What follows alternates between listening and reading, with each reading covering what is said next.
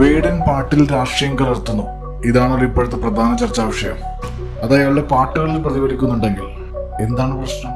പ്രാഥമിക വിദ്യാഭ്യാസ മാത്രമുള്ള ഒരാളാണ് വേടൻ. വേടന്റെ പാട്ട് കാലിക്കറ്റ് സർവകലാശാലയിൽ ഇന്ന് പാഠ്യവിഷയമായി ഉൾപ്പെടുത്തിയിരിക്കുകയാണ്.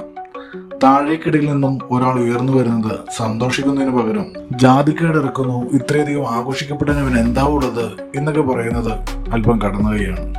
അഖിൽ മാരാറിനെ പോലുള്ളവർ സോഷ്യൽ മീഡിയയിൽ പറയുന്ന പോലെ വേടൻ താഴ്ന്ന ജാതിക്കാരനാണെന്ന് പറഞ്ഞ് നേട്ടമുണ്ടാക്കുന്നു, ഭിന്നിപ്പുണ്ടാക്കുന്നു എന്നൊക്കെ പറയുന്നത് എത്രമാത്രം യുക്തിപരമാണെന്ന് ചിന്തിക്കേണ്ടി വരും.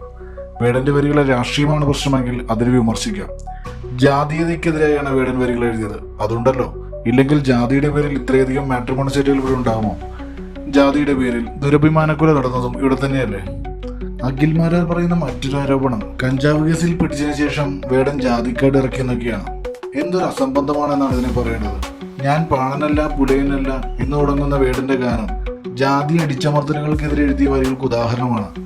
ഈ പറയുന്ന കേസുകൾക്ക് ശേഷം ഫേമസ് ആയ ഒരാളല്ല വേടൻ. അയാളെ ഫോളോ ചെയ്യുന്ന ഒരു വലിയ കൂട്ടം അതിനൊക്കെ എത്രയും മുൻപുണ്ട്.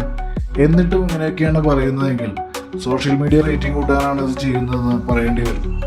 അല്ലെങ്കിൽ വേടന്റെ വരികളുടെ രാഷ്ട്രീയത്തിനോടും ജാതീയതയോടുമുള്ള അസഹിഷ്ണുതയാണെന്ന് സമ്മതിക്കേണ്ടി വരും. കലയിൽ രാഷ്ട്രീയം പറയാൻ പാടില്ല എന്നൊന്നുമില്ലല്ലോ. ഇവിടെ എത്ര സിനിമകൾ രാഷ്ട്രീയ പശ്ചാത്തലത്തിൽ ഇറങ്ങിയിട്ടുണ്ട്. സംസ്ഥാന അവാർഡുകളും നാഷണൽ അവാർഡുകളും വാരിക്കൂട്ടിയിട്ടുണ്ട്. നാടകങ്ങളും സാഹിത്യ സൃഷ്ടികളും ഉണ്ടായിട്ടില്ലേ? തൽക്കാലം ആർക്കും അതിന്റെ സെൻസറിംഗ് അവകാശം ഇവിടെ കൊടുത്തിട്ടില്ല.